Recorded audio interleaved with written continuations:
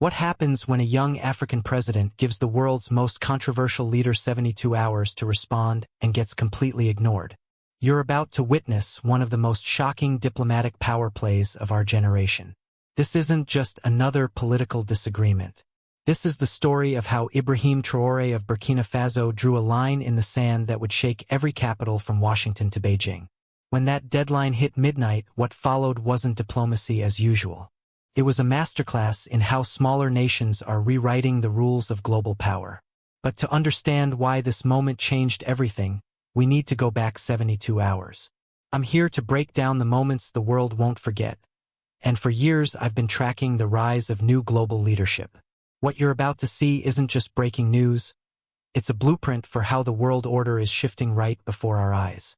By the end of this video, you'll understand exactly how a 35-year-old president outsmarted one of the world's most experienced politicians, why 3 African nations recalled their ambassadors within 24 hours, and what this means for every major power struggling to maintain influence in 2025. But first, let me ask you this. Have you ever felt ignored when you knew you were right? Keep that feeling in mind because what Ibrahim Traoré did next will give you chills. We're going to unpack every strategic move, every calculated risk, and every moment that made this confrontation a turning point in modern diplomacy. Ibrahim Traoré isn't your typical world leader. At 35, he's one of the youngest heads of state globally, but don't mistake youth for inexperience. This is a man who came to power through a military coup, promising to restore Burkina Faso's dignity after years of French colonial influence. Unlike many African leaders who speak softly on the international stage, Traoré has made his reputation by saying exactly what he thinks. He's kicked out French troops, challenged Western mining interests, and built alliances with Russia and China. But here's what makes him different. He doesn't just talk about African sovereignty, he acts on it. His rise has been meteoric. From military captain to continental voice in less than 3 years. And here's the key detail most people miss. Traoré has never backed down from a confrontation with more powerful nations. Not once. When France threatened economic sanctions, he doubled down. When Western leaders warned about isolation, he found new partners. This track record matters because it shows Netanyahu wasn't dealing with someone who bluffs. But Netanyahu? He was about to learn this lesson the hard way. Benjamin Netanyahu has been playing international politics since before Traoré was born. He's survived multiple wars, countless diplomatic crises, and more international pressure than almost any leader alive. His strategy has always been the same: outlast, outmaneuver, and never show weakness. To Netanyahu, young African leaders have historically been manageable. Diplomatic courtesy, economic incentives, and if necessary, strategic silence. It's worked for decades. African nations needed Israeli technology, security cooperation, and international support. The power dynamic seemed clear. But what Netanyahu didn't calculate was that this time, silence would cost him more than speaking ever could. The old playbook was about to meet a new reality. This confrontation represents something much bigger than 2 leaders disagreeing. It's about whether smaller nations can force larger powers to acknowledge them as equals. It's about respect versus dismissal. And it's about what happens when the old playbook stops working. For Traoré, this wasn't just diplomacy. This was about proving that Africa's time of being ignored is over. For Netanyahu, it was just another Tuesday until it wasn't. The stakes were enormous. If Traoré succeeded, it would prove that economic leverage could trump traditional power structures. If he failed, it would reinforce the old order where smaller nations accept whatever treatment they receive. And that brings us to Nairobi, where everything changed. Picture this: the most important gathering of African and non-aligned nations in a decade. Presidents, prime ministers, and power brokers from 40-plus countries sitting in one room. The topic? How to respond to what they called systematic dismissal by Western powers and their allies. This wasn't a protest meeting. This was a strategy session. And when Traoré stood up to speak, something in the room shifted. You could feel it in the footage, the way conversations stopped, the way people leaned forward. Because everyone knew that when Traoré speaks, he means every word. The atmosphere was electric. Here was a leader who had already proven he would follow through on his promises. addressing a room full of leaders tired of being sidelined in global affairs. What came next would be replayed on news channels around the world for weeks. Traoré didn't waste time with diplomatic niceties.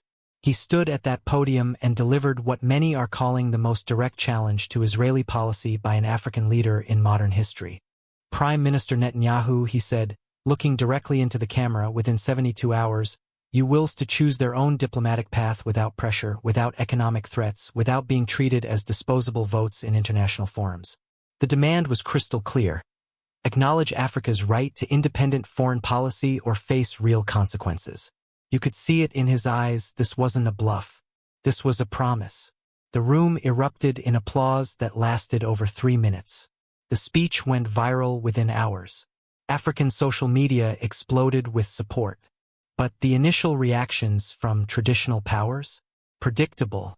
Israeli state media called it symbolic posturing. Western outlets buried it on page 6. Netanyahu's office? Complete silence. And that's when the clock started ticking. 72 hours. Not 72 business hours. Not when convenient. Exactly 72 hours from the moment those words left Traoré's mouth in Nairobi. Here's what most people don't realize. Traoré had already made his decision. The 72 hours weren't for him to plan his response. They were Netanyahu's last chance to avoid what was coming. Because while the world was dismissing this as another diplomatic spat, Traoré was making phone calls. Strategic calls to allies across Africa, confirming commitments, ensuring coordination. This wasn't improvisation. This was preparation. Netanyahu's response to ultimatums has always been the same: strategic silence. Don't legitimize demands by responding. Let time pass, let media cycles move on, let the moment fade. It's worked countless times before. His advisors likely told him what they always do. This will blow over. African leaders make these statements for domestic consumption. Give it a week and everyone will forget. But here's what's fascinating.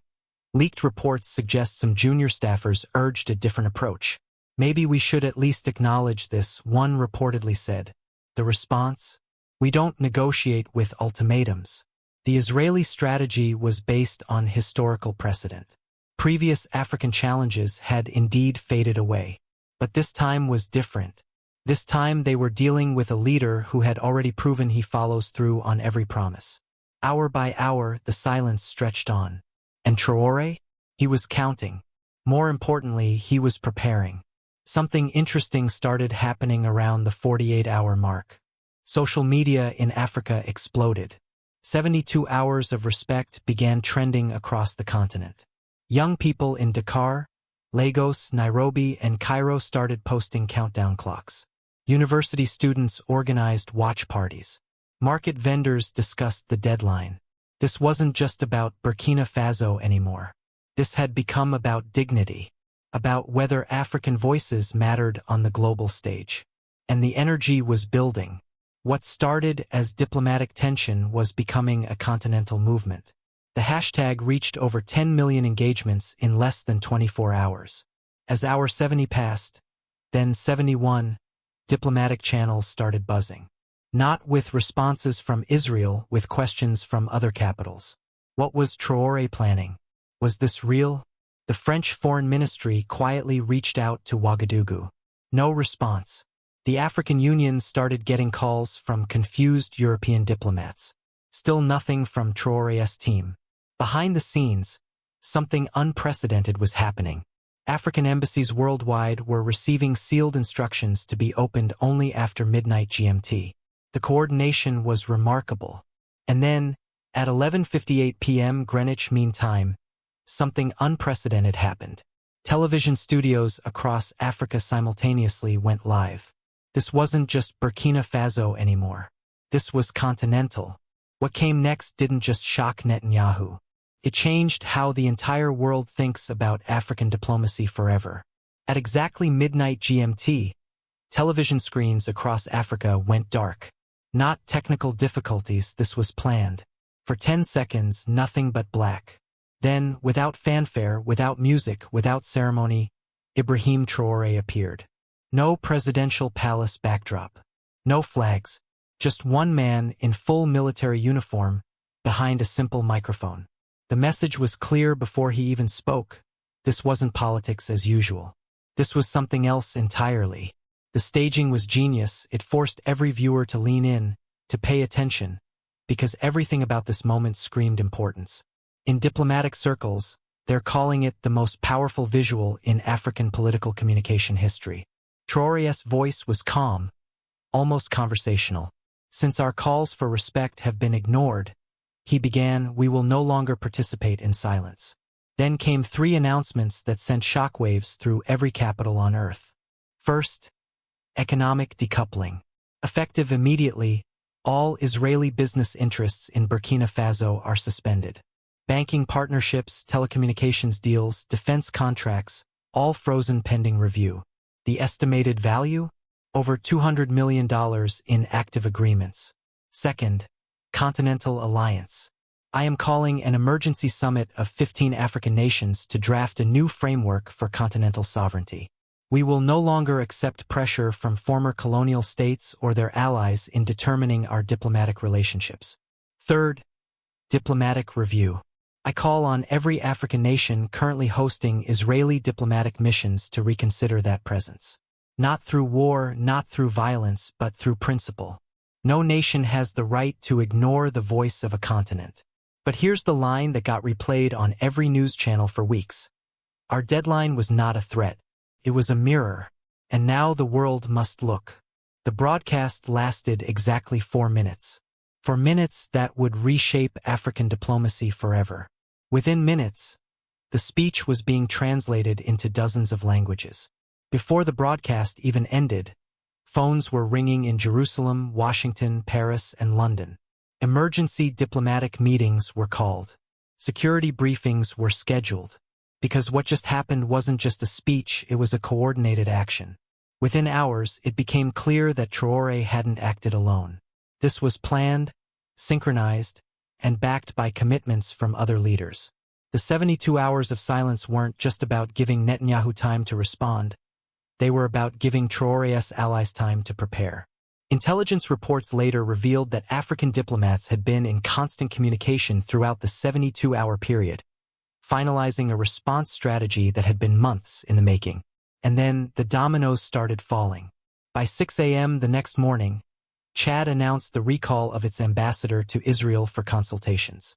By noon, Mali followed. By evening, Guinea had done the same. 3 African nations, pulling their diplomatic representatives within 24 hours of Traoré's broadcast. But here's what made this unprecedented. These weren't symbolic gestures. These were coordinated actions with real economic consequences. 2 countries halted Israeli infrastructure deals worth over $400 million. Another suspended security cooperation agreements. Tanzania quietly canceled a planned agricultural technology partnership. Kenya postponed a water management project.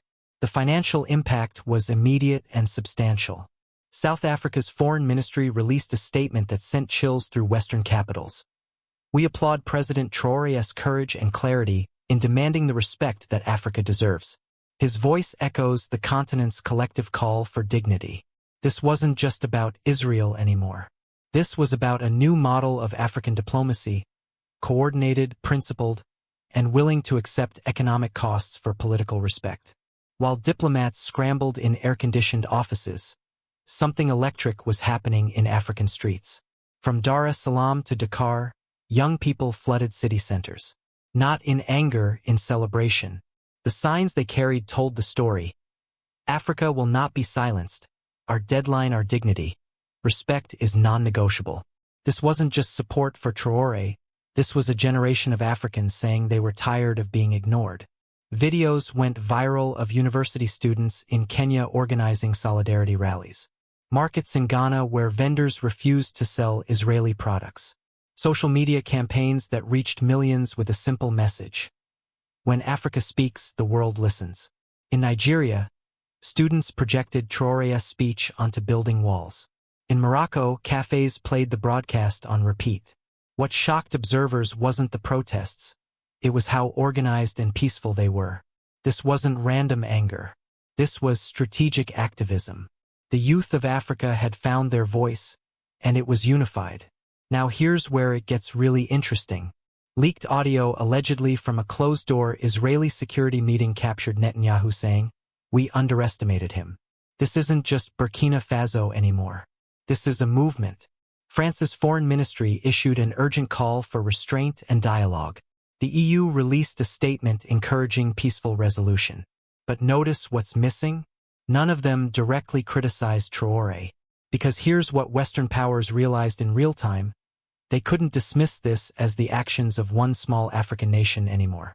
When South Africa, Nigeria, Kenya, and others started making supportive statements, it became clear that Traoré had tapped into something much bigger than anyone anticipated. Emergency sessions were called in Brussels, Washington, and London. The African Union received more diplomatic inquiries in 48 hours than it typically gets in 6 months. The question haunting every major capital wasn't just what does Traoré want? It was how many African leaders are thinking the same thing. What Traoré pulled off represents a fundamental shift in how smaller nations can project power. Instead of begging for inclusion, he demanded respect. Instead of accepting dismissal, he imposed consequences. This is the new playbook. Set clear deadlines. Coordinate with allies. Accept short-term costs for long-term dignity. And most importantly, follow through on promises. Traditional diplomacy relies on everyone following the same unwritten rules. But what happens when someone writes new rules? What happens when a 35-year-old president proves that economic partnerships can be leverage, that continental unity can be power, and that being ignored is a choice, not inevitability? This wasn't just about Israel policy. This was about proving that African nations don't have to accept being treated as junior partners in their own diplomatic relationships. The implications extend far beyond Africa. Every small nation watching this unfold is taking notes. Since Traoré's Midnight Declaration, we've seen similar assertive moves from leaders across the global south. The president of Bolivia issued his own deadline to a major mining company. Malaysia's prime minister made unprecedented demands of Western pharmaceutical companies. Bangladesh recalled its ambassador from Myanmar with similar language about dignity and respect. The pattern is clear. The era of polite requests and ignored demands is ending. The era of deadlines and consequences has begun. Diplomatic schools are already studying this case as a new model for asymmetric power projection. This story matters whether you're in Lagos or London, whether you care about African politics or not. Because it's really about power, who has it, who can project it, and what happens when traditional hierarchies get challenged. The next time you feel dismissed, ignored, or treated as irrelevant, remember Ibrahim Traoré's Midnight Declaration. Sometimes the most powerful response to being ignored isn't louder demands, it's better actions. This principle applies to personal relationships, business negotiations, and international diplomacy. The lesson is universal. Respect must be earned, but sometimes it must also be demanded. Netanyahu thought he was dealing with routine diplomatic pressure. Instead, he walked into a masterclass in modern power projection. By staying silent for 72 hours, he inadvertently became the catalyst for one of the most significant shifts in African diplomacy in decades. The question isn't whether Netanyahu underestimated Traoré, it's whether the entire international system underestimated what happens when smaller nations stop accepting dismissal as diplomacy. Intelligence analysts are calling this the most successful example of coordinated diplomatic pressure by African nations since independence movements of the 1960s. So here's what I want to know from you. Do you think Netanyahu should have responded within those 72 hours? What would you have done in Traoré's position? And most importantly, is this the beginning of a new global shift where smaller nations refuse to be ignored? Drop your thoughts in the comments and tell us where you're watching from. Are you seeing similar assertive moves from leaders in your region? The conversation doesn't end here, it continues with you. If the story gave you chills, if you felt that tension when Traoré made his midnight declaration, smash that like button. Subscribe for more deep dives into the moments that reshape our world. Because this isn't just politics, this is history in motion. And stick around, because next week we're breaking down what happened when China responded to Traoré's Continental Alliance proposal. Trust me, you won't see this one coming. The global chess game is changing faster than anyone expected.